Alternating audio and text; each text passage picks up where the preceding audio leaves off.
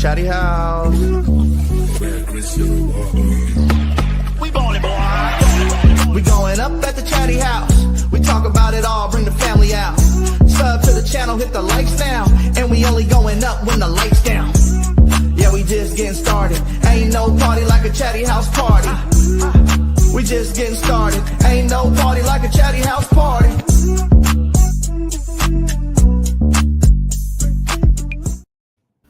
What up? It is the Chatty House after party. You know what it is. Matt will probably be joining us around 8:30 or so. So we'll dive a little bit more into the Kings. We'll wait around for him. There's obviously a bunch of stuff to talk about with everything that's been going on the last couple of days. But we seem to be Nostradamus, Chatty Damus over here. Last week we ended our show talking about who is the third man or the third person after two deaths. Crazy. Right? And there was actually two deaths, but one was more important probably to me than everybody else. But obviously Hulk Hogan passed away. That was kind of out of nowhere. And I don't think he had any health issues per se that anybody really knew about. So they say he was working hard for even some of his people were saying that they were telling him to slow down at his age. And we all know he had other stuff pumping through him at some point in his life. So I'm sure that doesn't help. I think David knows as much as I do, a little bit more, but like the lifespan of a wrestler is not a very long one in general. It's like 70, 75 is usually a pretty good lifespan for a wrestler, it seems like. They usually have heart complications and all kinds of other stuff, usually obviously due to the steroids and other stuff they were taking. Some of them are still, Hogan was still kind of doing stuff here and there. And you see Flair was out there till about his 8th heart attack. Seriously. And, so, I did think it was very interesting that, I think D'Lo and Casey talked about it, right? Like we mourn a little bit more of our childhood because of Hulk Hogan. But as far as Terry, he can go straight to hell. Yeah. That seems to be the consensus for the most part. I thought it was really interesting that they did 3 nights of playing the 10-bell ring for Raw, SmackDown, Raw, and then NXT last night. And there was a lot of players in the game that were on stage that did not seem very comfortable up there. There's a couple of people shedding tears, obviously, that knew him personally. Yeah. But the most of them seemed like they were there just to be there. Not anything they really wanted to be a part of. There was even a couple of wrestlers. There wasn't many Instagram or Twitters of like rest in peace Hogan from a lot of wrestlers. It was very cordial in a lot of ways. I think that tells you a lot. Like Dom Mysterio didn't. Dominic Mysterio didn't give a crap. Yeah, He's chewing gum and just. That's par for the court. That's par for the court for him anyway on anything, which is hilarious. I love the fact that in this day of the fourth wall being taken down in wrestling, right, with the new premiere of the episode of Unreal, which I did watch last night, and them just peeling back the curtain a lot, even in there was a time, Katrina remembers this, there was a time when they were required to stay in character unless they were in private quarters, like walking around streets, whatever, they had to stay in character, right?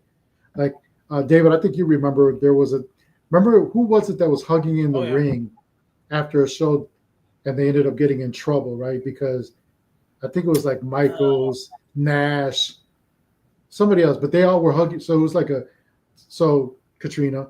Yeah, I totally remember what you're talking about. Well, so I'm just so sometimes after a show, they do what's called dark matches, right? So they're still doing matches after it's gone off the air for the crowd, for just a lot of times it's for newer wrestlers to practice. They get these little, they get these little matches. They get to work on stuff with bigger wrestlers, name wrestlers, whatever. But they're still in character during these dark matches, all these people.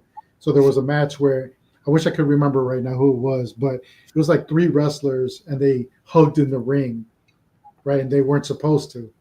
I even think they took away a championship opportunity for one of them. 2 of them got they were in the doghouse for a couple of weeks. So it's like one of those things you're supposed to take care of. Well, nowadays we see with Cena, especially, he's the best example of, he plays the heel right now, but he's still doing Make-A-Wish. You see him doing interviews as out of character as John Cena, the nice guy, doing, all the promos. But when he's on the show, he's doing the character. And that's kind of taking a lot of people, they're having trouble grasping that, especially the older people that they like that, they like that they never had to see that part. Personally, I'm like, to me, it's a novella, it's a TV show. If you see an actor out in the street, it's the same thing. They're not going to act like the 10 movies you saw them in, right? Like they're human beings of themselves. So I don't see the big deal.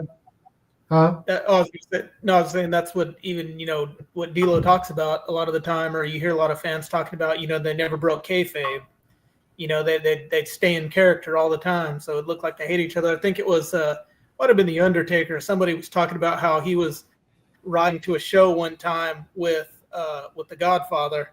And he said that, they're hanging out together and they're supposed to have a match that night. And they were like supposed to be like enemies and stuff like that. And they had to kind of hide that, from the crowd. So, yeah. So obviously, this is obviously different times. Social media, I'm sure, played a big part of it. The new, like I said, Netflix now has a show called Unreal, which has been recorded from all the way back to 2024. And they started peeling back what led to WrestleMania and the whole, with The Rock and all that, which is hilarious. I only saw the first. I didn't even look into the vault to see if there's more than one episode that came out at a time. I only saw the first episode and assumed that's the only one that was on there. But then I saw articles this morning online and Google showing like they were talking about other episodes. So I don't know, but it was good. I enjoyed it. I enjoyed seeing them do that and kind of showing what's leading up to where they're going up into modern time or modern days. So, but back to Hogan, like, that was kind of third person came crashing down, and I thought that was the end of it. Yeah. And then obviously as a Cubs fan, but 2 days ago, Ryne Sandberg passed away. Probably I was saying, at least in Chicago, like he's probably no lower than, it's probably Michael Jordan. I'm trying to think. It's probably Michael Jordan. He's got to be up there. He's got to be up there. It's probably Mike, and then he's probably right there with Walter Payton. Wow. And then I would say Sosa's below it because Sosa's very divisive. I hate Sosa personally, but there's a divide there in Cubs land as far as Sosa loving him or hating him. So, but Rhino's beloved. I've never heard somebody say a bad word about him. I know people that work in the Cubs organization that have worked with him, and my friend Erica, the one that got that hooked up Kyle with the seats, she had this long post about her. Every time it's been a great experience, and even one time he recognized her at one of his signings, and he had like slots for people. Like people had to sign up for slots to spend time with him, and at the end they had 2 slots open that people didn't fill. He gave both time slots to her, and did pictures and answered questions with her, spent time with her. Like, just he's always been the nicest dude. Like he's one of those of your idols that didn't disappoint you, basically. So he's always been my favorite Cub, him and Mark Grace, and that's devastating to hear about that. He's definitely an icon, and F cancer, as we always say. So it's unfortunate, but I'm glad he's resting in peace and not in pain anymore, because he was battling that for a couple of years. So rest in peace, Rhino. We in Cub Nation miss you, and I always appreciate everything you did. So we still have some time before Matt comes on here. But we can roll a little bit on it, I guess. I mean, I'd like to hear where your guys' heads are at right now, what you think about the Kuminga stuff that's been going on, the Westbrook stuff that's been going on. Like, what do you guys think about all that? Go ahead, Katrina.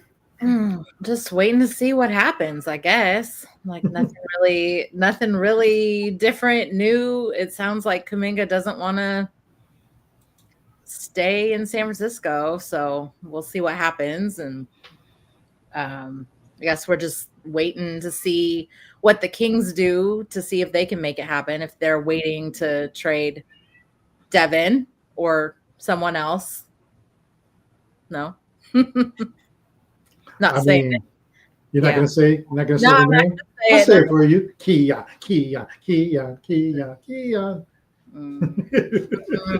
No. No. Oh.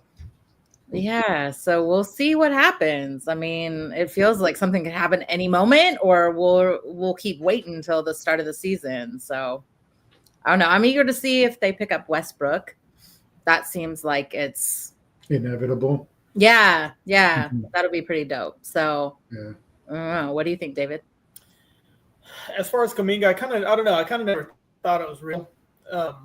I just never expect. I don't know. I kind of still am skeptical of it even happening. But the one I don't. I mean, it's I'd like to have him. If they can.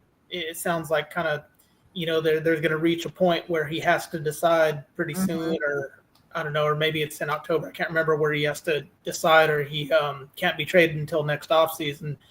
So we'll see what happens like that. Like Katrina said, I think it's a wait and see.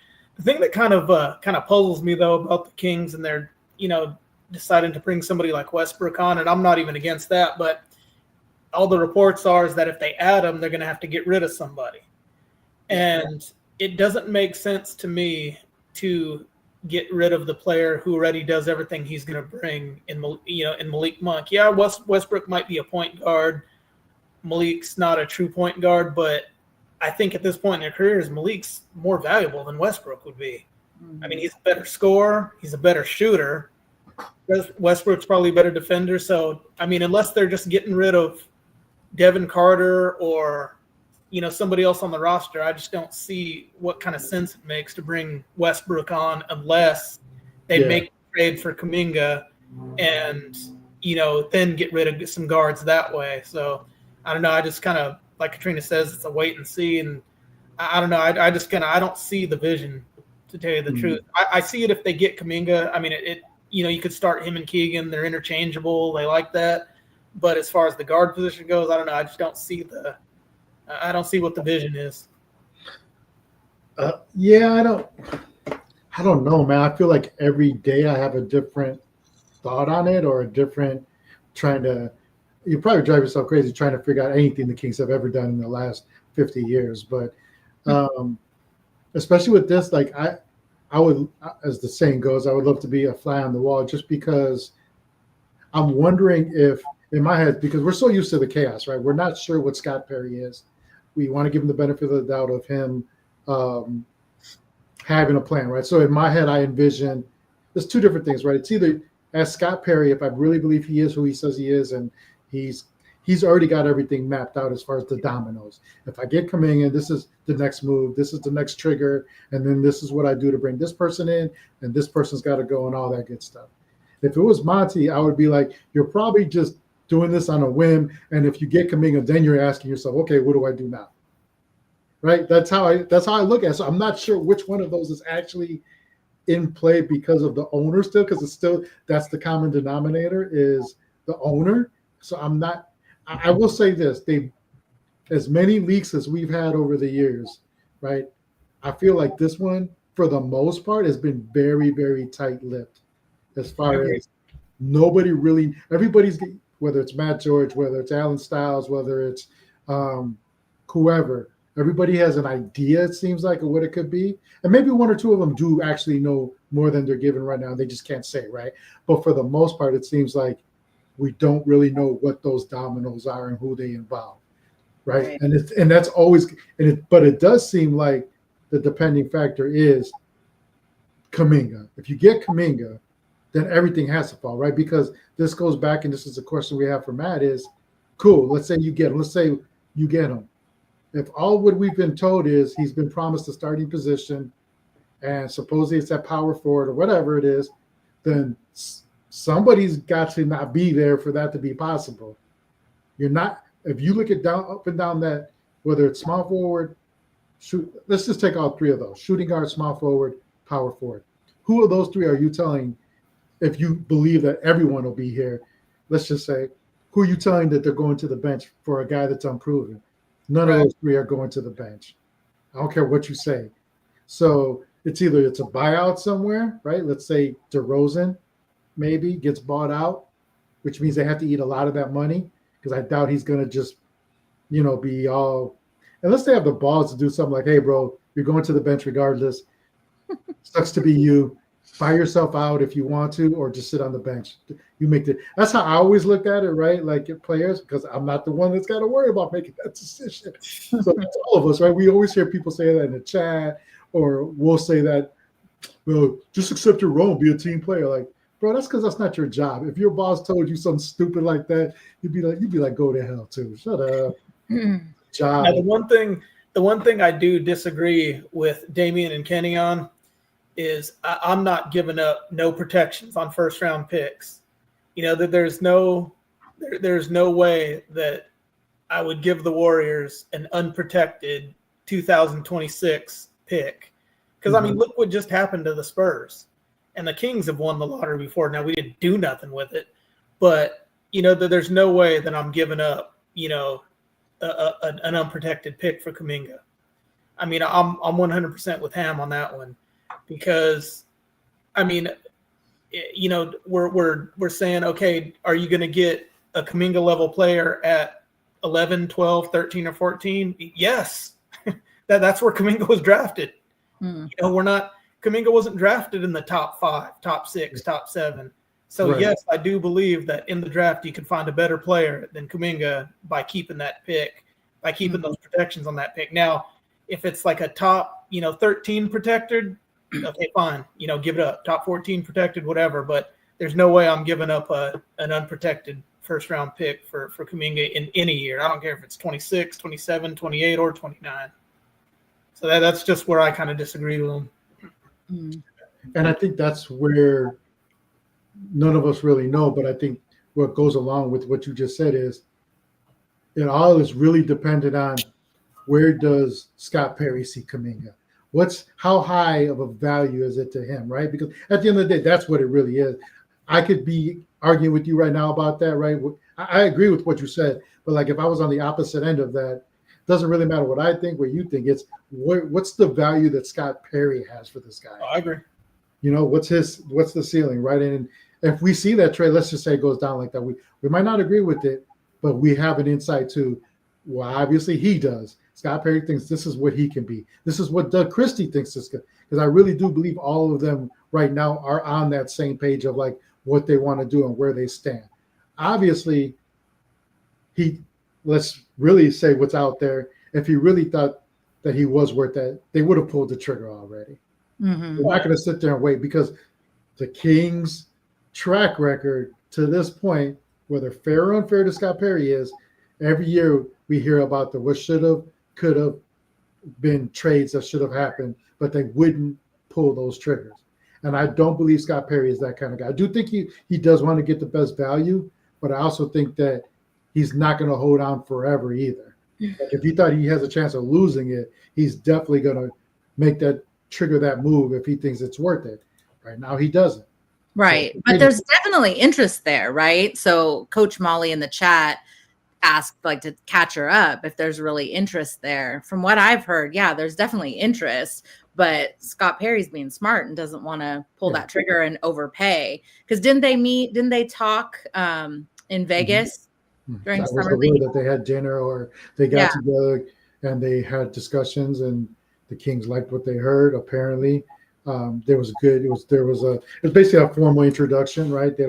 He doesn't know. Whoa, what happened there? Oh, I know I'm white, but damn. Blurry. But yeah, it was basically an introduction, and Scott Perry got to know him, and they got to know him, and it apparently went well because there's also rumors that Kuminga does want to be in Sacramento, and he does have a high interest. And again, part of those rumors also were, and I don't know if they're true or not, that he was told that he'd get a starting chance, and that they try to maximize his potential. So. I don't know. There's a lot of ifs there, obviously. Yeah. And so something like right now, it seems like what it is a stalemate. It's who's going to blink first. And that's not just the Kings. There's Phoenix. There's whoever else, there's always that one team too, right? We always have one team that nobody knows about that's kind of hovering to see if they can, they're dipping their toe into that water to see if it's warm or cold, and they're playing, hopscotch. So I wonder if just a little bit better draft compensation does it, because if I'm looking at player for player, and we're looking at the Suns, quote unquote trash. I mean, I think Nick Richards and whoever they offered, I honestly do think that's better than Saric and Carter. I'm sorry that I was kind of disagreeing with them there too. I was like, I can't remember who the other players were, but it was Richards and some second round picks. And I was like, man, that's probably better than what the Kings are offering if they don't throw in a first round pick. Right. I mean, that's to quote my man Drew Down over there, the corpse of Saric and Devin Carter. Devin Carter's not a rotational piece, not right now.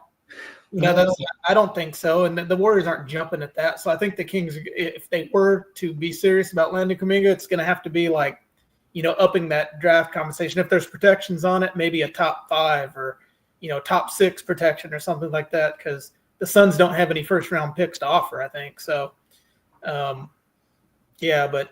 I don't know. Like I'm still kind of skeptical. I think that he's going to end up re-signing with the Warriors, and just to see how it plays out. I think so. If I were to guess personally, I do think that I agree. I think he resigns, but I think they will have to. The only way he resigns is if it's a player option, right? And I don't think it's going to be a full no trade clause, but I do think there will be a limited team. I think he wants to control where he goes next too. Like he's not going to it's not a real team, but like he's not going to let them send him to Siberia, like wherever, like I do think he wants a semi-control of that. But I think it might be one or the other. It might either be one, either he has control of that and it's a team option for the second year, or vice versa. But I do think the way they currently have it structured on what they offered him, that is never going to be signed. He is not going to let them control that next move. He might be able to relinquish some of it so that he can get somewhere by next trade deadline or whatever, but he's definitely not going to let them control whether or not who picks up the option and all that good stuff. So again, it comes back down to who's blinking first. And I do think it'll be the Warriors that blink first. I don't think they can afford to I don't know how long they can really afford to let this keep riding out, to be honest. So I don't know. I don't know, man. It's hard. It's really hard to see all this. For me, it's really hard, and I'm sure, especially for you guys, been Kings fans longer. I know it. Again, I'll keep reiterating. I know it's Scott Perry. I know it's a new regime. I know, but I can't keep thinking. I can't help thinking of all the past sins of this team, and like it's not going to bite them again. Like another team jumps in, gets them for nothing, or just something stupid where you're just sitting there like, Kangs, come on, man.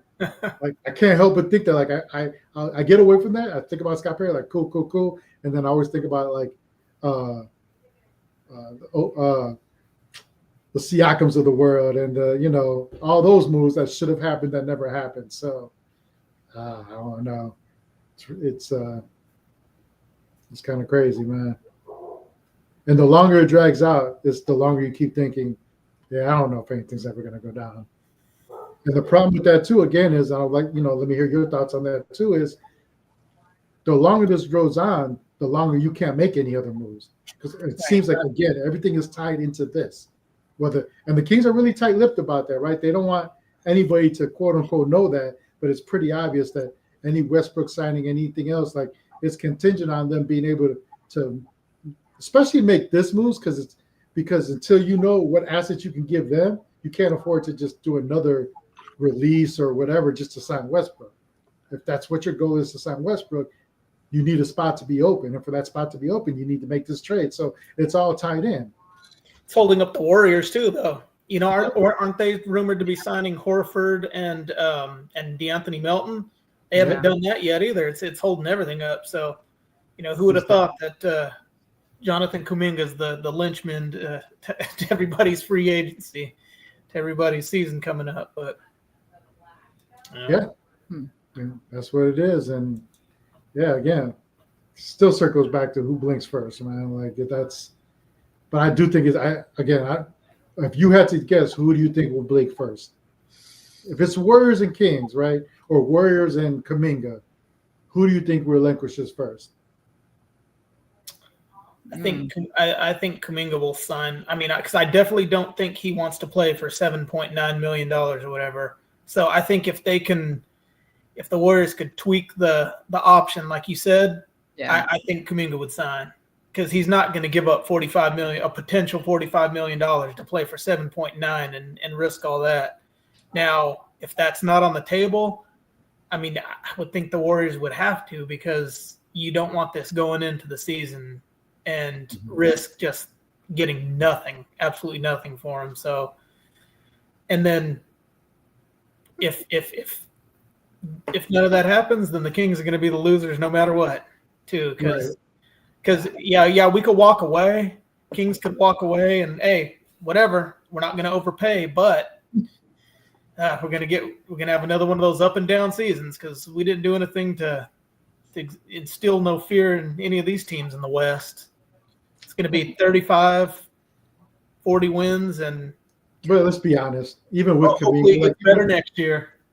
That's the thing, though. Like at this point, there's no move, including the Kuminga move or Westbrook move, that's putting the fear in anybody. No, right? Like we all realize that, right? Like they would have to play, even with this current team, like whether it's this current team or whether this team shifts because of Kuminga and Westbrook signing, like either way, either one of those versions of the Kings would have to play far above their potential to, like, for anyone to be like, okay, good season. Like that's how I feel at this point. So, like, would I be happy to see that? I would actually. The only reason, not to say the only reason, but one of the reasons I'd be happy if they were able to pull it off is just, one, to show that they're able to pull something damn off, and two, at least it's a player, again, like it might be a bust, right? He might not ever be what he thinks he's going to be or what anybody else does, but at the end of the day, I do think the potential is there, and there's this. I don't know if there is a ceiling with Kuminga, because I don't think he's ever gotten that chance to show everything that he's capable of doing. He's been kind of given the runaround. But hey, I'm just a man on the streets with an opinion. The real man will be coming through shortly right now. Look at that smile. Look at that LOTR face. Love this man. Love this guy. Gotta get it. What's up, Mr. Matt George? Hey, Chatty House. What's up, guys? What is going on?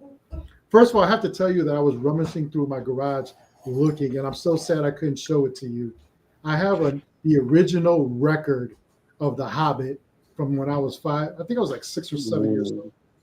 So it's the book. It's got the book inside of it, the record, like that's how they used to do those kind of animation records back in the day. In the 70s, they would give you the book that goes along.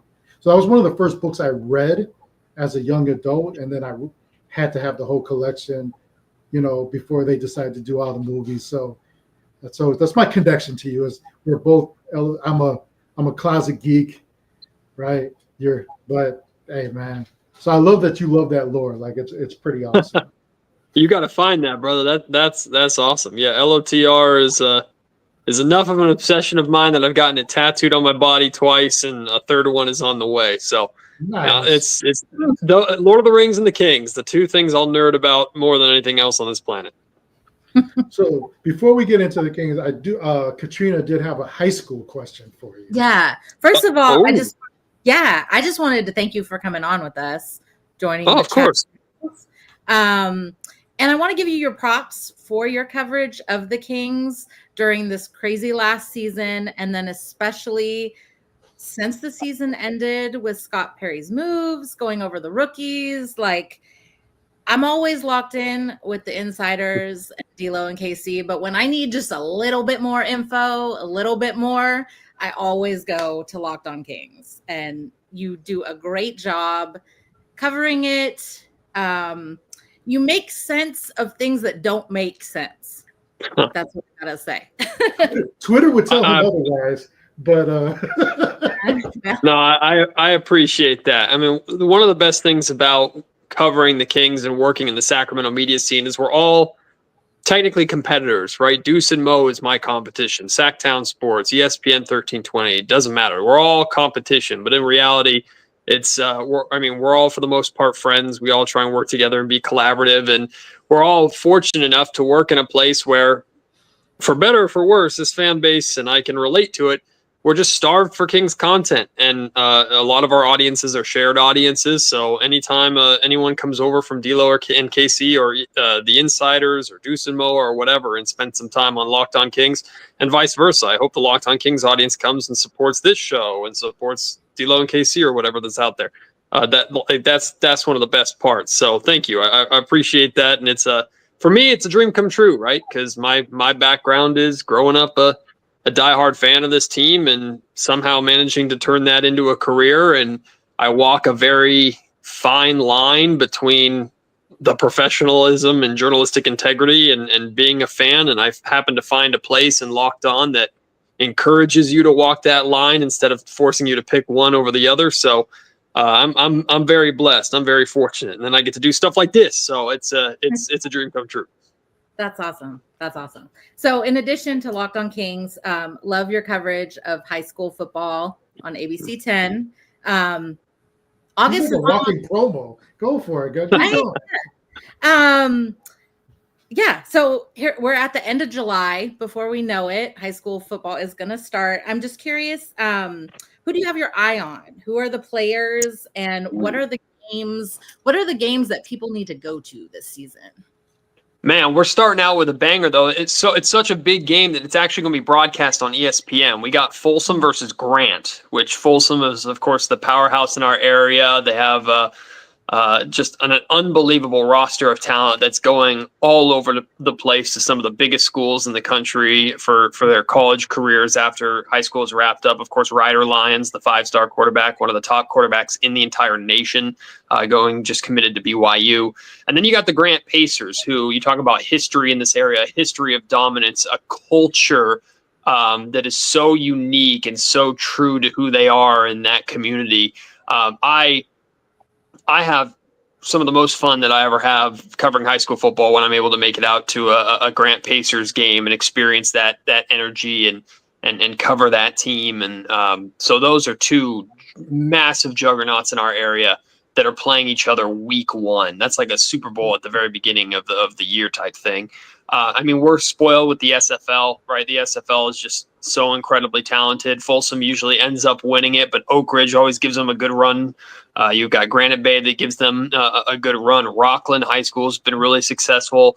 The talent in this region alone is unbelievable. And there's schools that I didn't mention that'll probably be disappointed or offended that I didn't mention them in the best schools out there. But if you need something to do on Friday nights in the fall, there's always a big game happening somewhere. It's super accessible. The atmospheres are incredible. And that's through all leagues and all divisions and all levels. Even some of our private, smaller, like Christian schools are absolute juggernauts, like Bradshaw Christian, in the incredible football that they play over there. So if you like football and you're looking for something to do on Friday nights, like just go to Max Preps, look up the schedule, find a game, go to it, and spend some time because it's a blast. It's one of my favorite times of the year. It's a lot of work, but it gives me that high school kid feeling again, getting to go back to a high school football game and hang out and enjoy the student sections and cover it. So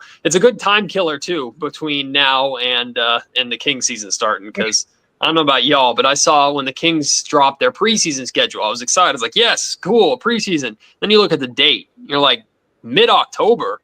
The hell is July? So we got a lot of time to kill, and high school football helps with that.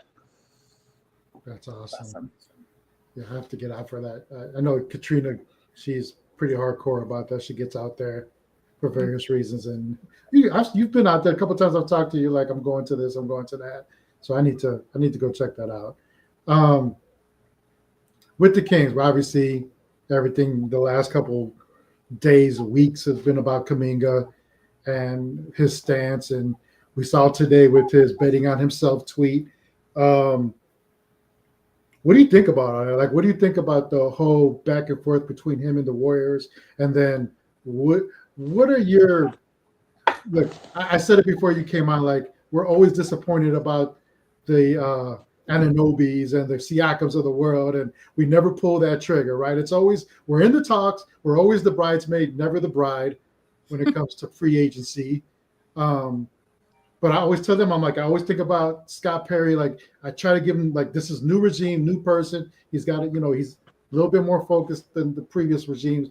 But because of that's those scars, right? Those scars of previous years, I always revert back to that. Like, we're going to miss out. We're not going to be able to get this guy. So what are your thoughts on that?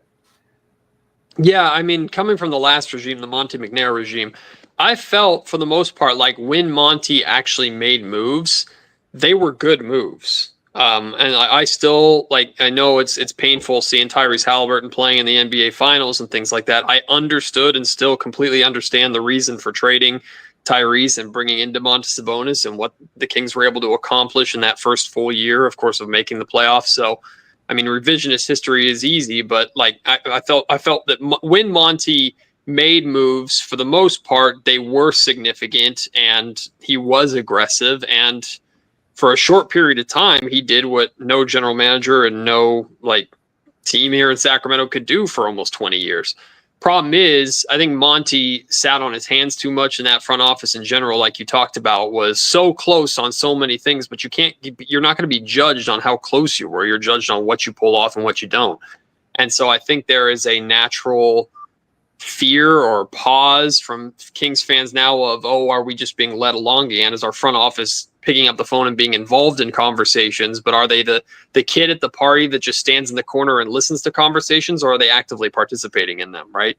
So with Perry, I do think that this is where his experience really comes into play. And if there was anything that the Kings did 100% right with their hire of Scott Perry, in my opinion, it was going out and getting someone that is very well established in the league, has a great reputation around the league on different levels with general managers, with front offices, with players, and with agents, right? You have to be able to check all those boxes, and it sounds like Scott Perry does. There aren't too many people in the league that Scott Perry doesn't know, and if he doesn't know them, more often than not, they still know who he is. And especially when you're coming from Vlade Divac, who very well respected around the league, but a first-time general manager. Monty McNair paid his dues forever in Houston. First-time general manager. Now to have someone who is a vet in the game should give, I think, Kings fans a different level of confidence. You still ultimately are going to be judged by the deals that you get done, and I think that's the next step here. But I also don't think that Scott Perry's going to go into any conversation and Kings fans should feel like, oh, the Kings are going to get bullied or they're going to get the short end of the stick, right? I understand that feeling with Monty McNair. It did feel like the past regime, and even the regimes before that, Vlade was taken advantage of. Pete D'Alessandro was taken advantage of. I don't think Perry's going to allow that to happen, which is why we see the stalemate going on with this Jonathan Kuminga situation. Is I know for a fact the Kings badly want Jonathan Kuminga. They view this as an opportunity that doesn't come around too often to land still a kid in so many ways. And I don't say that disrespectfully, but this guy that has a tremendous amount of upside at a position that the Sacramento Kings desperately need. But Perry is aware of the circumstances. He's aware of the situations. He's seen stuff like this play out around the league many, many times. He knows the tough position that the Warriors are in. So why would he be the first one to crack? Why would he be the first one to budge when the only pressure that's on him is to get this team back to a place of relevancy in the next handful of years? The pressure on the Golden State Warriors is, hey, we got to try and win a title again right away because we only have a couple of years left of Steph Curry and this group. So the time is against the Warriors. The money is against the Warriors. Jonathan Kuminga is against the Warriors. He doesn't want to be there. So Scott Perry does not have to. That's why I disregard any conversation about including Keon Ellis in any of these deals. The Kings don't have to. And if the result is the Warriors go, fine, we'll just bring him back. And all right, that's your mess to clean up. You still got the same problem, and we'll wait till potentially next summer when he's an unrestricted free agent, and we'll get this deal done. So it's a weird stalemate situation, but I think Perry has shown he's not going to get pushed around. I will say this too. I think the one part that doesn't get talked about from the other side, but I've said this before. Like I'm a big I have a Jimmy Butler Bulls jersey. He was my favorite Bull, he was my favorite Bull. I liked him better than Michael Jordan, to be honest. His hard nose, the way he came up and made himself who he was. But I also saw that decline last year. He wasn't the old Jimmy. And I don't think you're ever going to see that Jimmy, the Miami Jimmy, that basically took them to the finals on his own. So I think that part of it, Nick, we always talk about Steph's decline. There's a bunch of players on that team that are constantly declining. It's Steph, it's Dre, it's Butler too. He can play as hard as he wants, but you can see the step off that he's had compared to previous years. And like all that's there. And like you said, like if they want to keep playing with this mess, well, whatever. Because they literally gambled on getting Butler, and that started the domino of Kuminga was hurt, he comes back, and now there's not a position for him because Butler took that position. And before he got hurt, he was playing very well. He was averaging like 15 to 17 points a game. He was coming into his own a little bit. I know there were some issues on certain parts of his game, but he basically was kicked to the curb for Butler. And I think that's, to me, is where it all started in his mindset of wanting to be the hell out of there. And now you got what you got. And like you said, Perry has no reason to budge. You can wait and see what happens. And there's no reason for you to have to sweeten the pot. There's no reason for you to have to sit there and overpay for somebody that already has expressed on a daily, and who knows what he posts tomorrow and the following day, that he doesn't want to be there anymore. So yeah, I don't really know if I blame the Warriors either in terms of their handling of the situation. Everybody knows that they're about maximizing the time that Steph has left, and I don't think anybody in their right mind blames them for that. That being said, I think where I do blame the Golden State Warriors is they need to stop pretending like everybody doesn't know that they don't want Kuminga and that Kuminga doesn't want them. Like, I understand trying to maximize the value for your asset, and I don't blame any Warriors fan. Like, I know Drew Down is always out there talking about that. Dario Saric, Devin Carter. Like, I would not have any interest at all in Dario Saric and Devin Carter under most circumstances. Of course I wouldn't. But like that it's something or it's nothing. And it seems like that's where the Warriors are headed now. If the Warriors want to play the long game and try and get something later down the road, they're absolutely in their right to do that. So I don't blame Warriors fans at all for not being excited by that package or the package that the Phoenix Suns offered. But it's not up to the Sacramento Kings or any team for that matter to give you something that you do want. You're not going to trade an asset that you don't want for an asset that another team does want. Does that make sense? Like, you're not going to get the Kings, and every team knows that you don't want to work it out long-term with Kuminga, that it doesn't work. It doesn't fit. So if you're getting rid of an asset that you don't want, what you should expect in return is another asset that the opposing team, the team you're trading with, doesn't want. So how the hell do you think you're going to get a player that the Kings very highly value in Keon or very highly value in Keegan? It's just, it's unrealistic. And again, if Warrior fans and Warrior front office's response is, okay, then you're not getting Kuminga. All right, good luck figuring out what to do with him, because we'll be waiting here in the wings, and we already know he wants to come here. So hey, if we have to work it out a year from now, then we can work it out a year from now. That's just where it is. One of the things that I kind of disagreed with D'Lo and KC on is the draft compensation they were willing to give up for Jonathan Kuminga. And I was going to say, like, what do you think is fair? Because under no circumstances would I give up a unprotected first-round pick in 26, 27, or any other year, because, you know, my thing is yes, you could find a Kuminga-level player with one of those picks. So I don't know why you would give that up. So, I mean, I don't know what, you know, your feelings are on that, but I wouldn't give up an unprotected first in order to land Kuminga. Yeah, I'm with you. Like, who are you bidding against? Yourselves? The Phoenix Suns are the only other team that's put a concrete trade offer on the table. They don't have a first-round pick. Like, period. They don't have them. They're gone. They're offering $1 billion second-rounders because that's all they can do. So the Kings all of a sudden swinging in with a unprotected first round pick, you're bidding against yourselves. And again, you're just making the pot richer for a Warriors team that they can say they have the leverage all they want to because he is a restricted free agent. They do have the final say. But the Warriors, if the Warriors have the final say and ultimately commit to bringing Kuminga back, they still have the same set of problems. That's it. Like, and the Kings know that they have those problems. So as long as every team in the league knows that you have this problem, you're not going to get maximum value. The Kings are not going to offer an unprotected first round pick. It's completely absurd. It's also up there with like the Keegan Murray, Keon Ellis stuff. It's just not happening. The Kings have already made a little bit of a budge reportedly going from the second rounders to a heavily protected first rounder. That's the most that they're going to sweeten the deal. And if they increase the offer by any more, it would be swapping in Malik Monk, but we already know that the Warriors don't have interest in Malik Monk because of Malik's contract situation. So the deal is what it is. Again, it's kind of just a take it or leave it situation. It doesn't sound like the Warriors are going to take it. Okay, we'll see how it plays out for them. That's so bizarre to me. Taken away from the contracts, if we're just talking about the Warriors trying to contend while Steph is still there, in my head, I can't wrap around the thought of that Monk doesn't help you in that. Like, everything he does, fast paced, the way they run in Golden State. Yes, there's obviously every player has flaws. Sorry. But he, to me, is a boost of energy for a team like that if you put him on that, especially for that second unit, which is decimated at this point.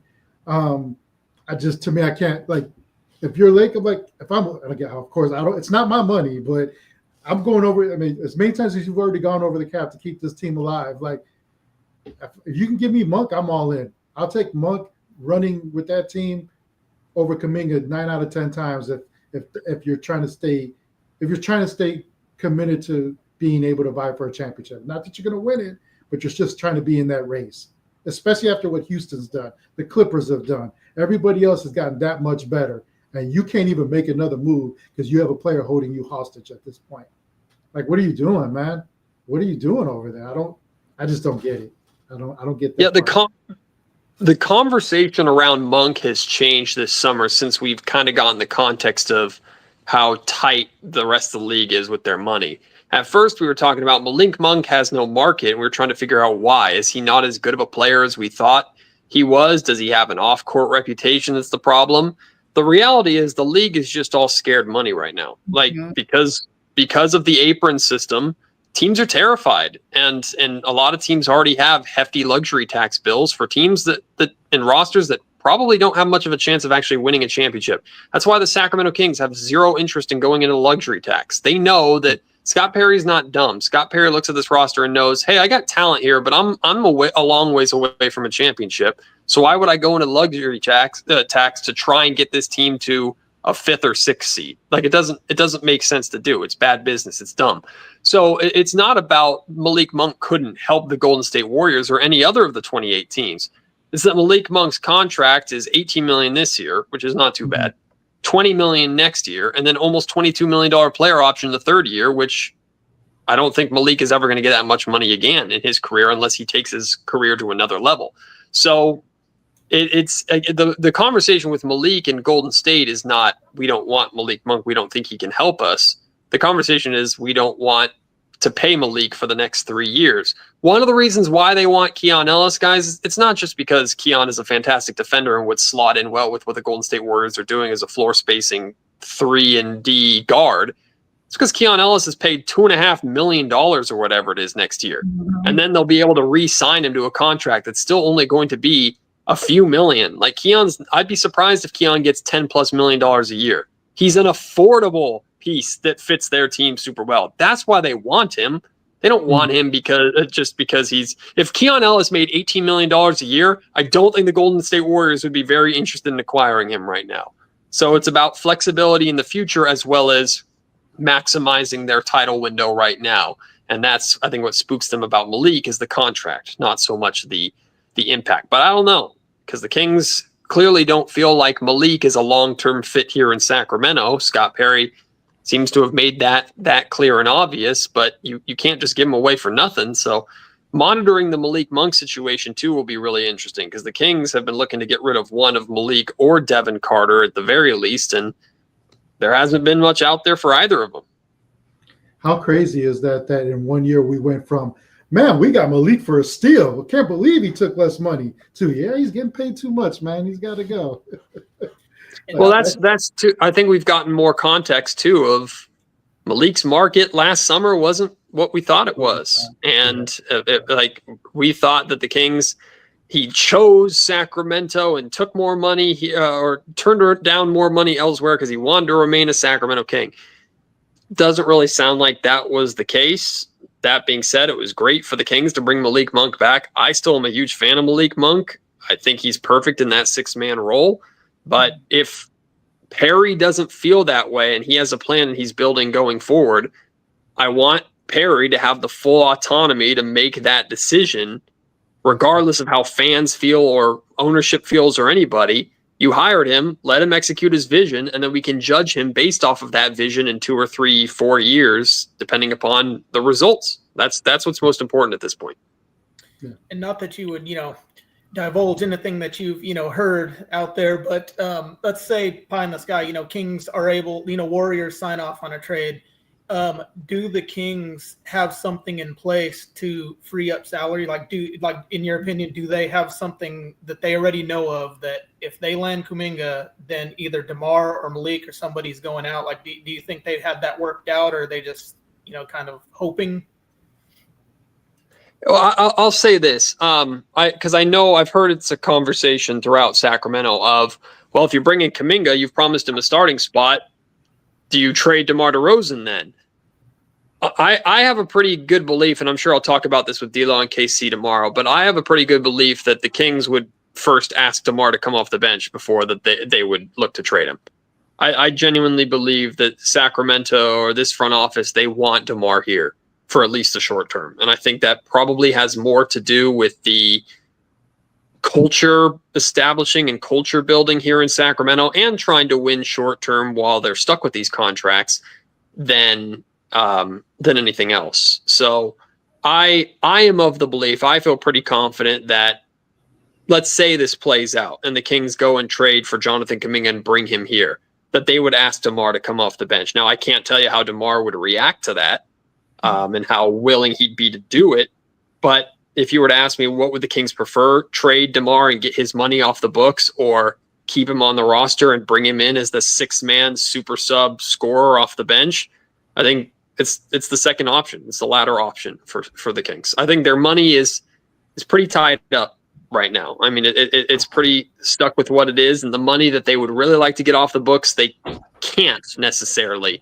And I'm talking specifically about like Zach LaVine's deal. That's not going anywhere. Even Domantas Sabonis' deal, that's not going anywhere. Although I've also gotten indications that the Kings are happy with Domas and want Domas to stick around. So again, we're in the information gathering period right now, and kind of the wait and see what Scott Perry does. So one domino has to fall, and it feels like this Jonathan Kuminga domino is going to fall one way or another. Either the Warriors say no and nothing happens, or if it does fall, maybe it opens the door to the Russell Westbrook deal finally getting done. But everything hinges on this decision from Kuminga and the Warriors and this sign and trade. So again, we wait. That's so crazy. Everybody's on a holding pattern. Like David was saying it before we went on air too, like the whole Horford and Melton thing, that's on hold until they figure out the Kuminga stuff. And the Westbrook for our side is on hold till they figure out, because there's all these moving parts that have to happen as domino effects for everything to work out, right? I mean, that's the money part of it. That's the roster part of it, right? Because like you said, if we do get him and you're saying he's starting, well, somebody's got to come off the bench now from the starting. And like you said, they approach him. If he says yes, that's great for everybody involved. If he says no, I don't know if there's really what the market would be, but I would assume there's a buyout somewhere that probably has to happen too, maybe, where he takes some less money because he wants to go somewhere else. Like all that stuff has to play out, right? So it's just a waiting game. It's just a waiting game. point. That and DeMar DeRozan's value today might not be the same as what DeMar DeRozan's value would be at the trade deadline. So if you have to deal with kind of a disgruntled DeRozan who is not happy about coming off the bench, but he is a professional, and I believe he would continue to be a professional, then you get to the trade deadline where there's a team, let's say, that's in the 5th seed but has a chance to catch the top 3 in either the East or the West, and they're one scorer away from getting there.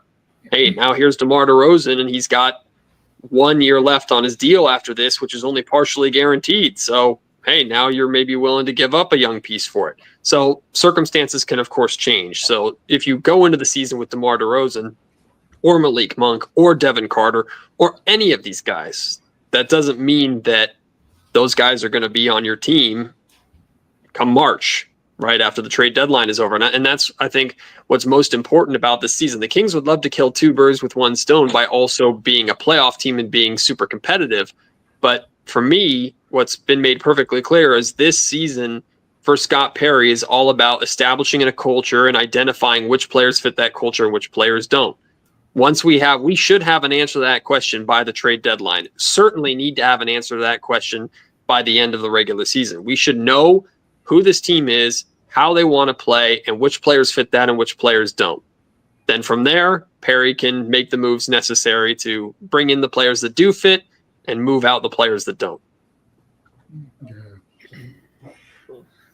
Yeah, I said from the beginning, like whatever he does, whether I agree with it or don't agree with it, it's not important. It's letting it play out and letting him do what he needs to do to establish whatever it is in his head. It is that this team needs to have established, and that's going to take time because it's been a hot mess that was left to him. So it doesn't get solved overnight. There's no microwave answer to any of this, especially with the current CBA and with these aprons. It really kind of strapped him on everything that he probably wanted to do.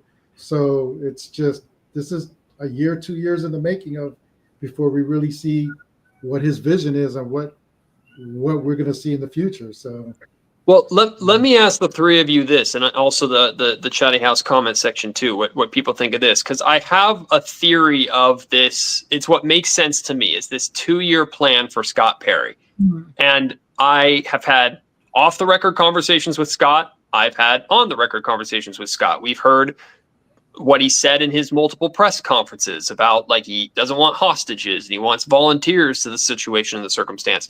We also know just what you alluded to there, man. He is like, he inherited a mess. He inherited this situation. He inherited these massive contracts and these commitments to these players that I don't think he ever really would have acquired in the first place. It's not NBA 2K where you can just move all off of them in one summer and then simulate the season and then do it all again. I wish it was sometimes. So to me, what makes the most sense, and again, this is me just putting out what I think makes sense for a 2-year plan for the Sacramento Kings. You know you're going to have Zach LaVine under contract.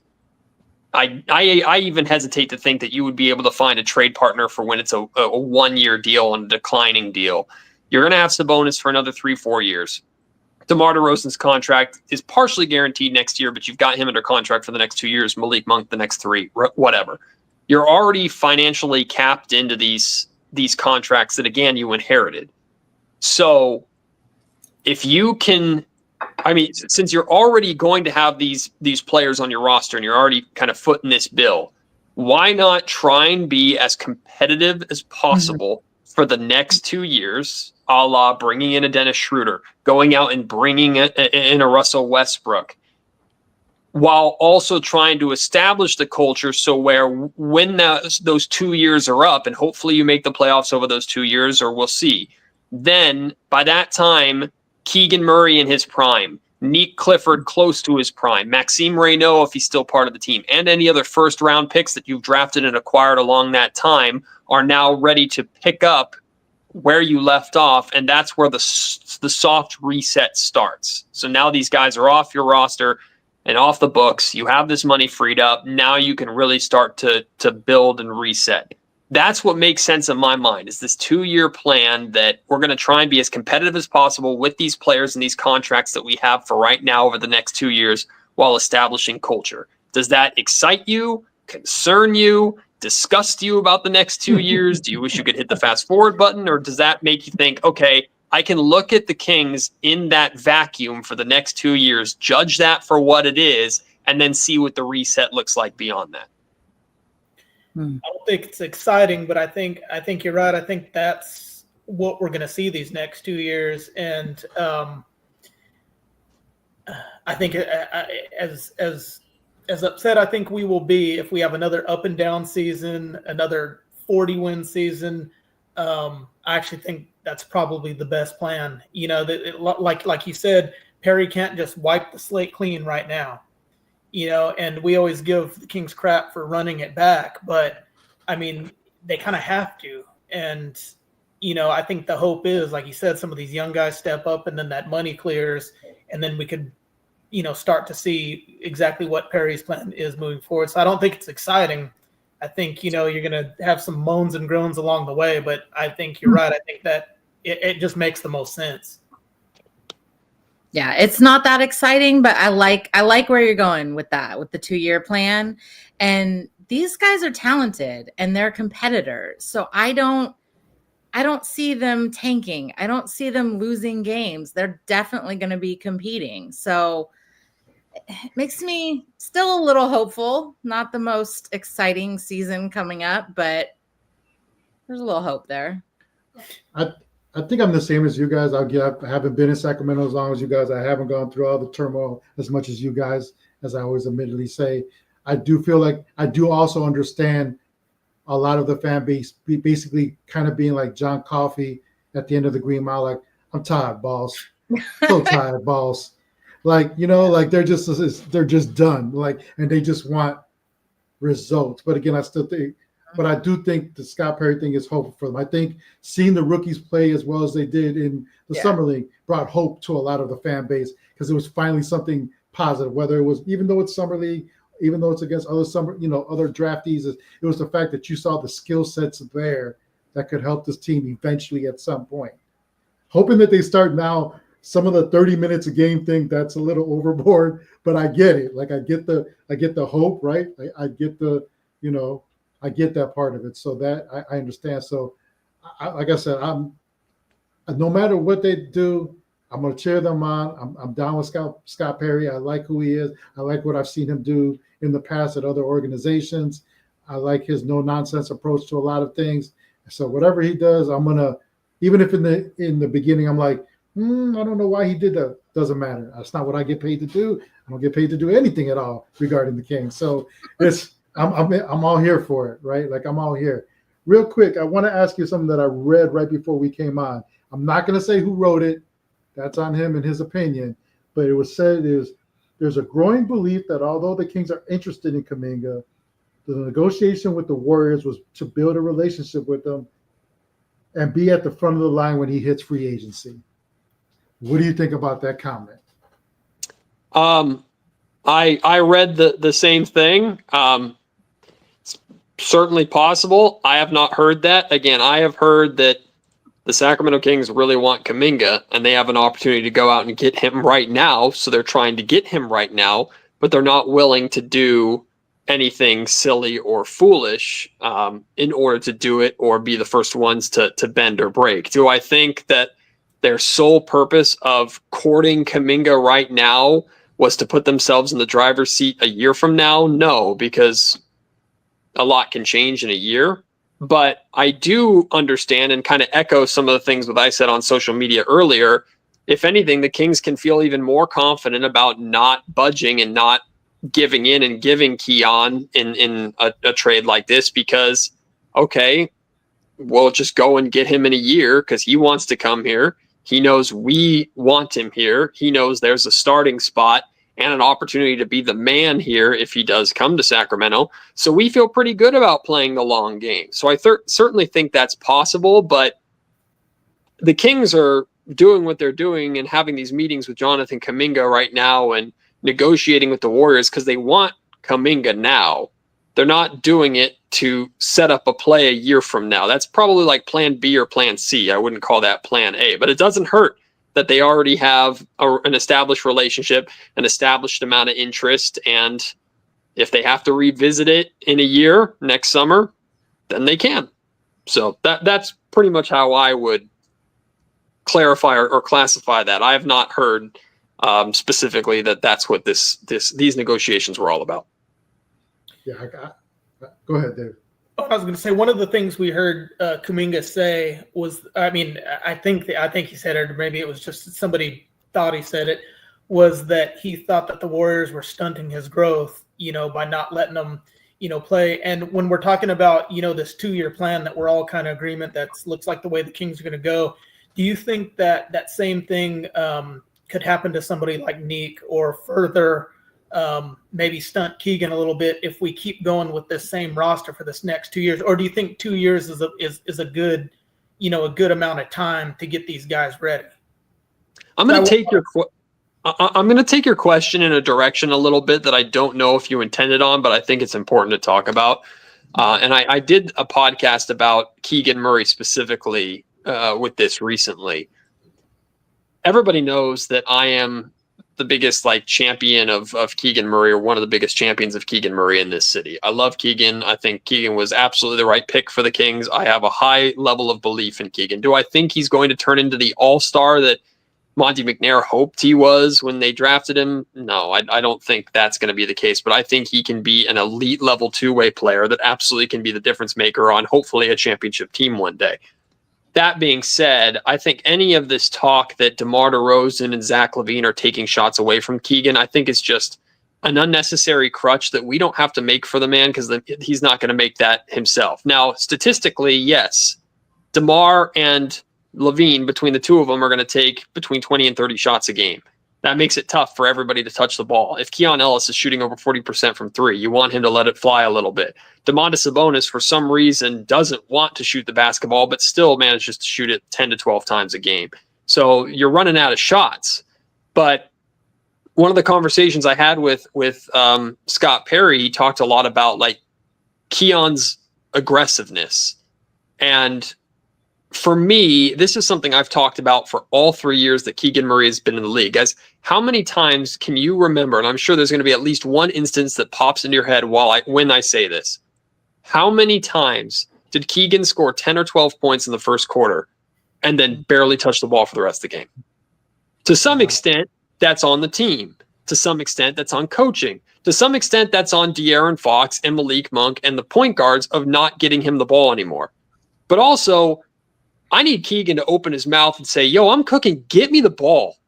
I don't care if DeMar DeRozan or Zach LaVine or Domantas Sabonis or Russell Westbrook or whoever the heck, Jonathan Kuminga, is on the roster. If Keegan's got it going, Keegan has now, this is his 4th year in the league. He's got enough respect around the league and around that locker room to go into the huddle and go, get me the ball. Domas, set me a screen. I've got it tonight. Let me go. And that's only happened, I could count on one hand the amount of times that's happened over the course of his career. And I can count on more than one hand the amount of times he's been cooking and then just stopped. So if Keegan wants to just say, fine, I'm the 4th option offensively and that's all I'm going to be, and I can't score more than 12 to 14 points per game or shoot better than 34% from three because I don't get enough shots, then you're not the 2-way player that we thought you were. And now you got to look in another direction. But I don't think that's the case with Keegan. I think Keegan is still finding his voice. His personality is naturally kind of quiet and kind of reserved. So I say all that to talk about Nick Clifford, right? Or talk about Maxime Reynaud. Are there going to be a lot of shots for these guys right away? No. But if you're playing correctly, especially offensively with how we believe Doug Christie and the Kings want to play, you should get open and you should get looks. It's on you to, whatever looks you get, knock them down at a respectable clip. And again, if you are cooking, if you have the hot hand, if you're feeling good, speak up. And as a rookie, that's difficult to do. But Nick Clifford is 22, 23 years old or something like that. He should be able to have a little bit of a voice and say, give me the basketball, or I'm open, pass. Start there. So I don't believe in any of this stunted growth theory with having Zach LaVine or DeMar DeRozan there. You will naturally get less shots because those guys are there. But regardless of if you're taking 10 shots a game or 6, you can shoot better than 34% from three or 32% from three. That's what Keegan needs to do. Keon Ellis managed to do it. Keon Ellis didn't shoot the ball too much. He shot over 40% from 3 last season. You can do it, so go out and do it. It's a very simplified, maybe blunt, unfair way of doing it, but that's how I think Scott Perry is looking at this roster. Like, we have these top guys that are being paid, in LaVine's case, almost $50 million to go out and score the basketball. Look at LaVine's numbers from last season. He had one of the most efficient offensive seasons of his career. And the times we were getting most frustrated with Zach LaVine in the third of the season that he was here was when what? He wasn't shooting the ball. He was passing too much. So let LaVine cook. Let LaVine score. But if he's struggling and maybe DeRozan's having an off night, but Keegan is 6 for 6, then shoot 15 times. That's your time to step up. You're going to get those opportunities. It's an 82-game season. You're not going to get 5 shots a game all 82 times. So step up. Yeah.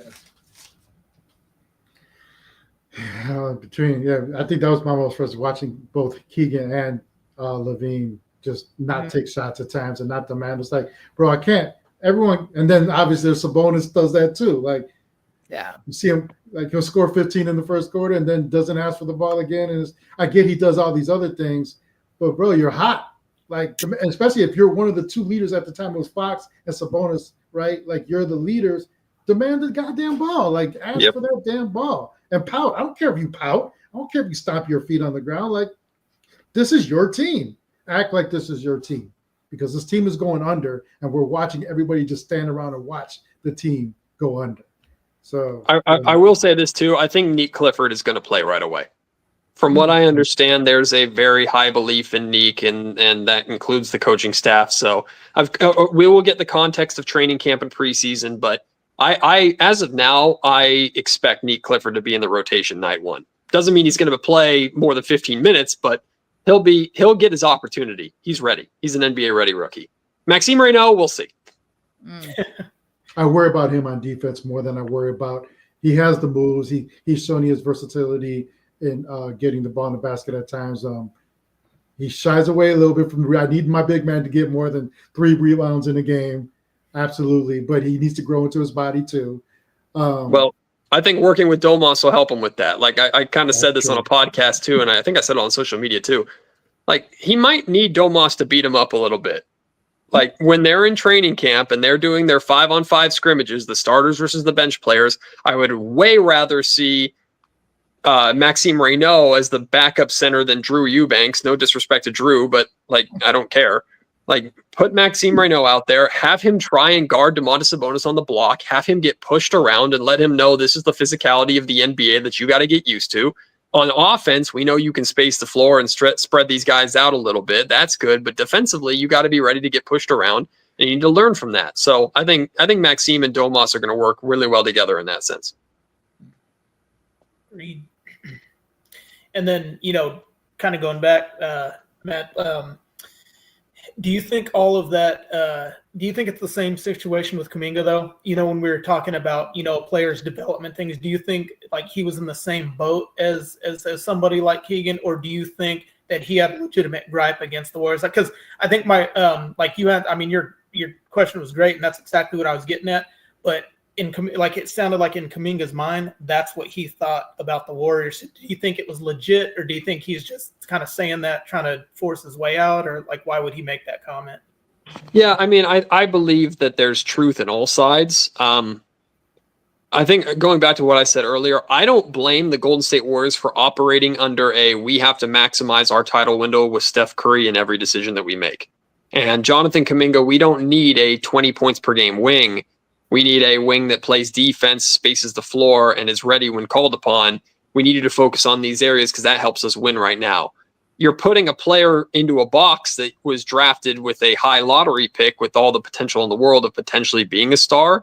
So I understand if Kuminga had frustrations of, you're not allowing me to maximize myself, you're not utilizing me correctly. So I do believe Kuminga had those feelings, and that's one of the appealing things about Sacramento, I think, is because he's going to come here and he's going to get the green light to kind of be the guy and show what he can do in that sense, because the Kings have the time now to give him that the Warriors don't necessarily have. And again, I don't blame the Warriors for that. That being said, though, the one area you have to be concerned is what you don't want is a dude that puts up stats on a bad team. It's just empty numbers, empty calories, right? Like, and I don't mean for this to be disrespectful, but Jordan Poole and the Washington Wizards. Does anybody care what Jordan Poole's numbers are? No, because the Wizards are god awful. So if Jonathan Kuminga brings this ego into Sacramento, like, this is my team, but the Kings are bad and Kuminga averages 24, 25 points per game, I don't care. Like, I think the Kings are going to give Kuminga the opportunity that he never got in Golden State, but the Kings aren't going to give Kuminga the freedom to just be the dude all the time without impacting winning. Maybe not right away, although I would argue if you're adding Kuminga into a roster that has DeMar DeRozan and Zach LaVine on it, Kuminga's going to be expected to help impact winning with that roster because there's so much talent. But I would say the same thing that I said about Keegan. Maybe Kuminga doesn't get as many shots as he wants to if it's just him and Keegan Murray and Domantas Sabonis out there. He's going to have to share the ball a little bit with DeMar and with LaVine.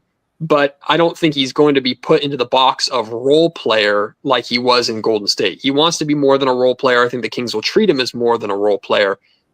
But you're not just going to be the dude and score a lot of points on a team that everybody knows more often than not is not going to win. That's not going to cut it in Sacramento. Going back to Keegan for a second, we spent a lot of time kind of trying to figure out what was going on with him because we thought he was going to make that step up last season. And then here we go. His coach gets fired. His best friend gets traded. So, you know, we kind of gave him a little bit, at least I did, a little bit benefit of the doubt, all the drama behind the scenes that were going on. Do you think this is it? This is his season to figure it all out, step up? I mean, anytime you're on a contract year, there's an added level of pressure. I think what I said on the podcast was the biggest difference for me with Keegan this year is his safety blanket is gone. And what I mean by that is the front office that drafted him is no longer here, right?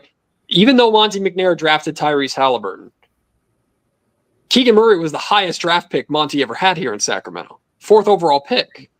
So Keegan, like, they were attached to each other to some extent. Like, Monty in the Kings front office needed Keegan to be really, really good to justify choosing him over Jaden Ivey or the other players that were available. So you're going to have a longer leash and more opportunity to do that. Now Scott Perry comes in, and I do believe Scott Perry likes Keegan and believes in Keegan, and Scott Perry also is smart enough to look at this roster and go, damn, Keegan's the only wing I have on this freaking roster that's actually an NBA caliber player consistently. So I need Keegan to work himself out, but I'm not married to it, right? I can move on from it, and it doesn't matter to me. It doesn't make me look bad. I didn't draft the dude. Right. But I don't think we're in that spot. I just think that's just a new kind of level of pressure or new circumstance that Keegan has to deal with. I think Keegan is, because of his ability on both ends, I think Keegan is a $20 million per year player or along that range. I think the Kings are going to do everything in their power to bring him back and get a new deal done because he does have value. I think Keegan being a leading defensive option while also shooting 38% from 3-point range every season is not a steep ask and should be something that should be pretty standard for him if he wants to have a high level NBA career. And then if he has the potential to explode for 20 to 30 point nights every once in a while, fantastic. Like, to me, there's no reason why Keegan Murray can't be a more efficient version of Michael Porter Jr. and what he was to that title team in Denver. Like, that's the blueprint. He can be that.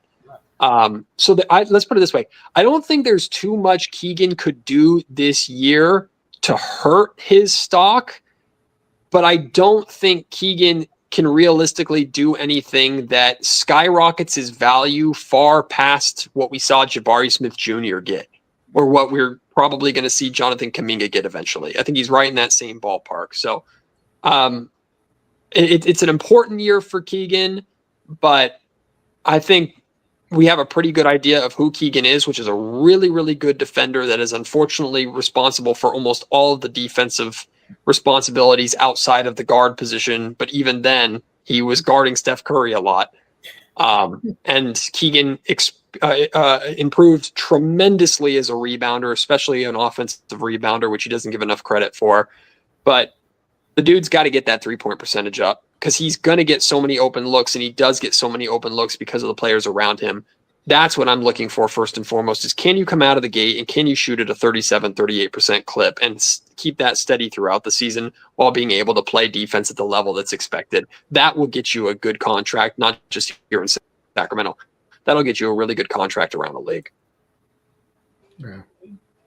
It's going to be an interesting year. Matt, you came on longer than you said you would, so we do appreciate that. But being all greedy, fun, guys. Greedy, I have to ask you an LOTR question. Book-wise and movie-wise, two separate things, right? Uh-huh. What's your favorite book of the series, and what is your favorite movie out of the series? Okay, so am I cheating by saying The Hobbit is my favorite book? No, because it's not technically Lord of the Rings. Book. So I think The Hobbit The Hobbit as a book is brilliant. The Lord of the Rings books are dense. I love them, but they're dense and they're hard to get to. I don't blame anybody who tries to read The Fellowship of the Ring and can't handle the first 80 pages of descriptions of the Shire and poems. Like, I don't blame you. If you can't get through it, like I get you. J.R.R. Tolkien likes to spend 3 pages describing the color of a tree. So I get it. But The Hobbit is my favorite book. And The Return of the King is an absolute masterpiece of a movie, like an absolute masterpiece. But my favorite movie of all time is Two Towers, specifically for the Helm's Deep battle, which I got to experience this year. My wife took me to San Francisco. We went to the Symphony Hall in San Francisco, and I got to watch the Two Towers with a live orchestra. And it was one of the most magical, incredible experiences of my life that I absolutely got to nerd over. And that was if you love any, whether it's Harry Potter or The Avengers or Gladiator or any film, and you can watch it with a live score, do it. It's the most unbelievable experience you will just ever have. But Two Towers is probably my favorite movie, but Return of the King is an absolute masterpiece. And then The Hobbit's my favorite book. Okay. Did you watch the Rings of Power on Prime and what'd you think? So I am halfway through the second season, and I don't know why I put it down. I have to get back to it because I enjoy it. I enjoy anything set in Tolkien's world in Middle Earth. I don't compare them to each other. The Hobbit movies are not even close to as good as the Lord of the Rings, but they're fun, so I enjoy them. So anytime I get more Lord of the Rings content, which I'm very excited about this Hunt for Gollum that's going to come out soon and stuff. So I'm all for it. I know a lot of people didn't like Rings of Power. I enjoy it because it's just set in Tolkien's universe, but I don't compare anything, any bit of Lord of the Rings content, even video games, the Shadow of Mordor and Shadow of War video games are phenomenal video games. But I don't compare anything to the actual Lord of the Rings film series, the trilogy, because that is so goated.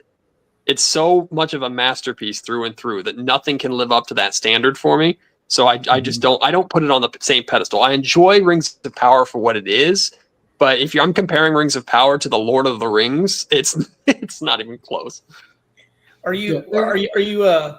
You don't compare to the books, because I'm a huge fan as well, but I'm not a purist. I mean, if somebody wants to adapt and make a few changes, because I thought the Lord of the Rings films all of them were great. I mean, it was a flawless adaptation. Now there was big changes in it though. So would you say you're a purist who gets mad at the changes, or hey, as long as it's a good story, I'll watch? No, I was movies first before the books, so maybe that because I did it the order, that's different for me. I am team movies through and through, the 3 films, the extended editions, of course. The extended editions are the best. I am all that first and foremost. I just think that from the casting to the acting to Peter Jackson to the music score by Howard Shore, everything is in those movies is just perfect. And so reading the books after seeing the movies was oh, okay, this is neat. This is different. This is a little more detail and stuff that they cut out, but it didn't ruin it for me. It was very different for me with it took me forever to read the Harry Potter books, and I cheated. I didn't read the Harry Potter books. I listened to them on Audible. I'm an audiobook guy. Like I haven't read an actual book in like 5 years, but I've listened to like 90 audiobooks over that time because I have a commute. And listening / reading the Harry Potter books after seeing the movies, I was like, oh, the books are way better because there's so much in the books that the movies couldn't get in. And I felt with Lord of the Rings, Peter Jackson, the extended editions are proof that Peter Jackson tried to get literally everything he could in, and the producers and New Line Cinema and all of them went, yo, this is 6 hours, bro. We got to cut this thing down. So I think the purest form of Lord of the Rings, the best version of Lord of the Rings, the trilogy, is the movies. And I will forever feel that way. But the books are wonderful in their own right. I'm able to separate them and be just fine.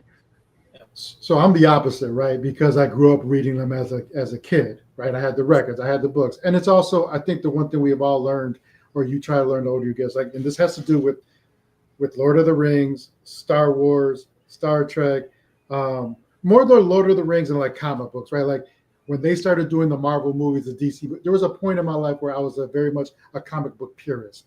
So the stories would come out and I would get angry, right? Because they're missing certain points. And I had to learn that, look, man, any good storyline that came from a book or a comic book series, you would need at least 6 to 8 hours to get it completely right, because this is how books work. And on top of that, when you're reading something, you're seeing it the way your imagination sees it also. So it's different, right? It's the highest form of animation in your head, of it's CGI before CGI was CGI. You get to imagine it how you see all this play out. Yes, there's obviously context to everything, but the visions and that, depending on how great your imagination is how great it's going to look to you in your head. So it's always going to be a little bit different when you see it in the movies and all that, but you have to learn to appreciate that as long as they take the important parts and are able to establish that storyline to get the points across that you love so much, that's what you concern yourself with. You're going to miss certain points that they had to, like you said, turn a 6-hour movie into a 3-hour movie or whatever.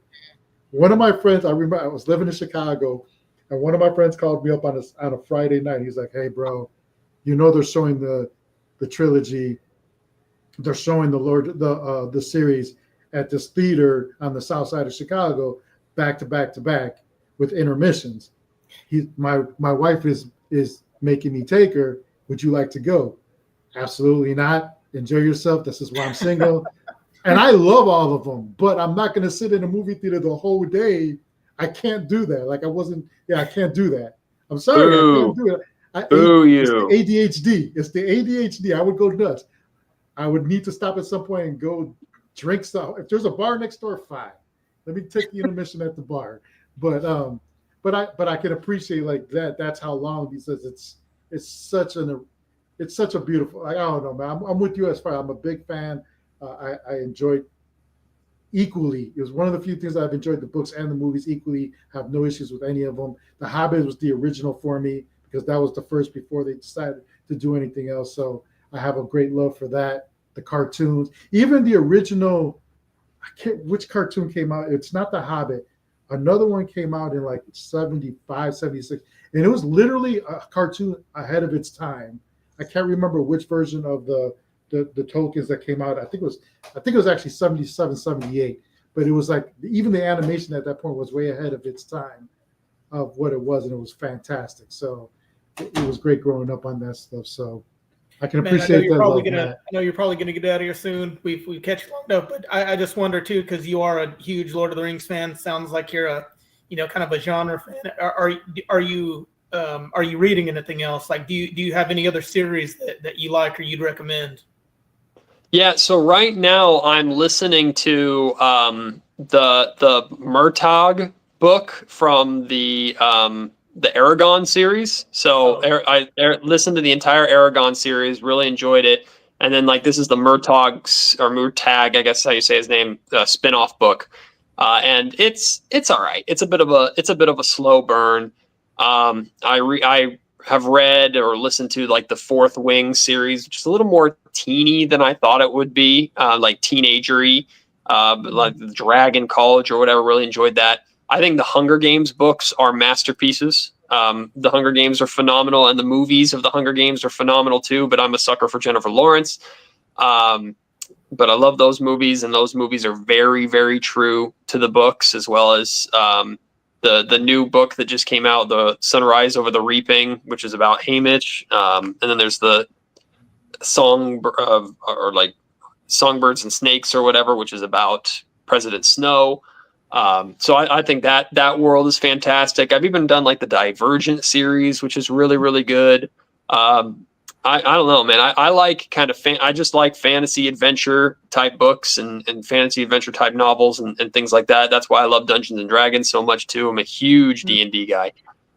So that's just very much that's my nerddom, my thing. And if I could play a nerdy video game like Skyrim or Oblivion, I'm all about that too. So any of those fantasy realms and fantasy worlds, I'm all about. And obviously I love it enough to get that on my arm. And you can't really see it, but I'll show you the base of it. It's just the tower. I have the whole tower of the that the eye is on. There's only the base of it right there, but the whole tower goes all the way up my arm with the eye at the very top. So I'm too much of a nerd for my own good, but it's my thing, so I'm about it. Does your family and does your wife and how many kids do you have, Matt? Just one so far. How old? He's turning 4 next month. How is he enjoy? I mean, I know he's still young, but like I remember my daughter at 5, literally my proudest moment that I had tears was I showed her a towel with all the Avengers and she named all of them.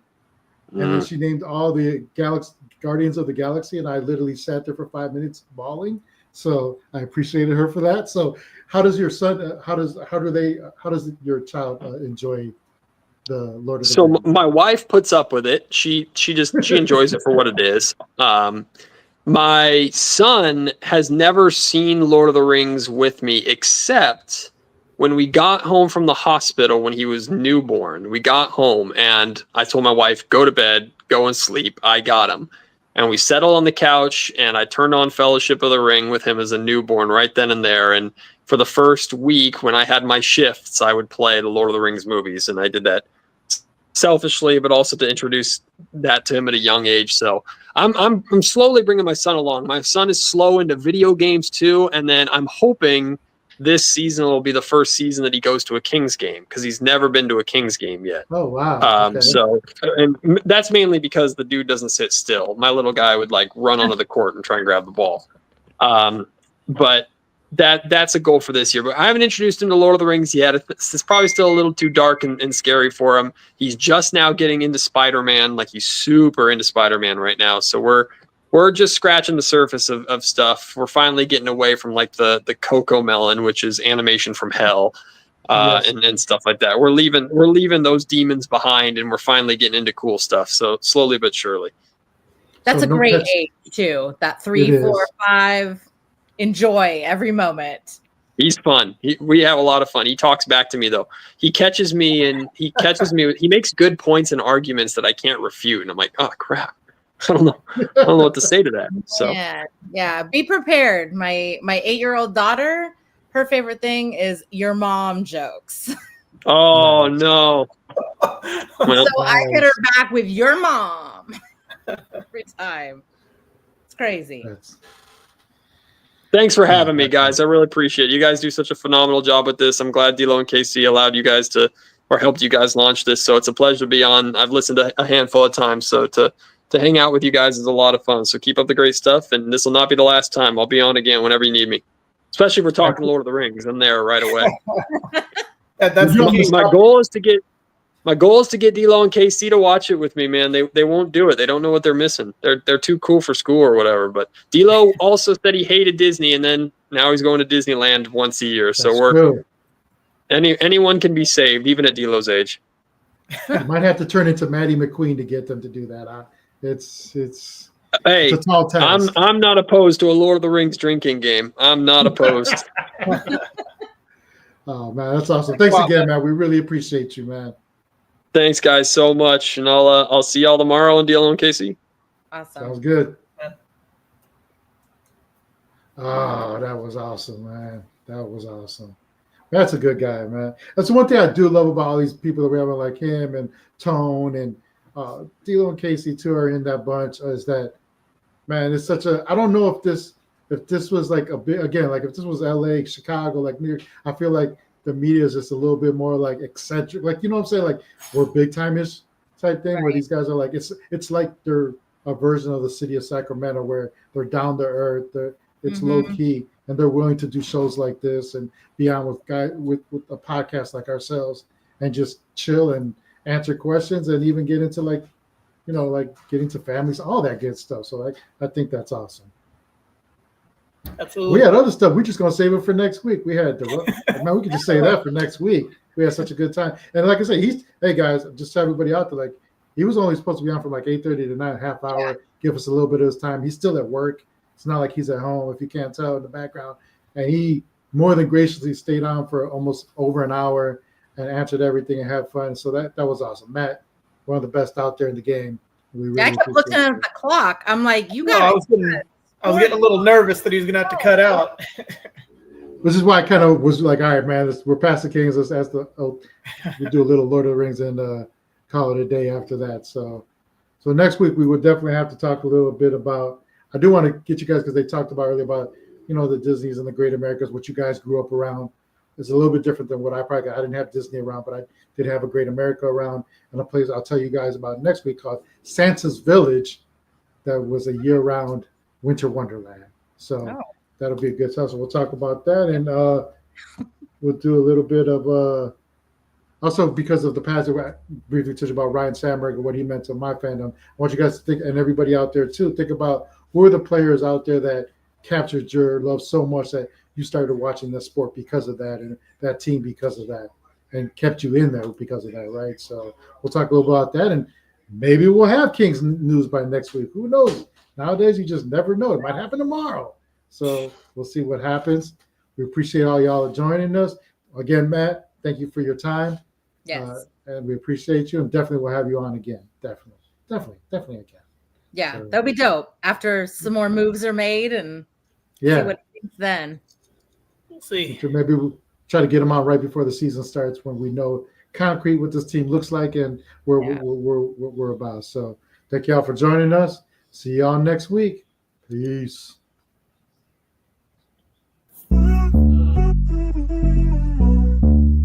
Chatty house. We ballin', boy. We going up at the Chatty house. We talk about it all, bring the family out. Sub to the channel, hit the lights down. And we only going up when the lights down.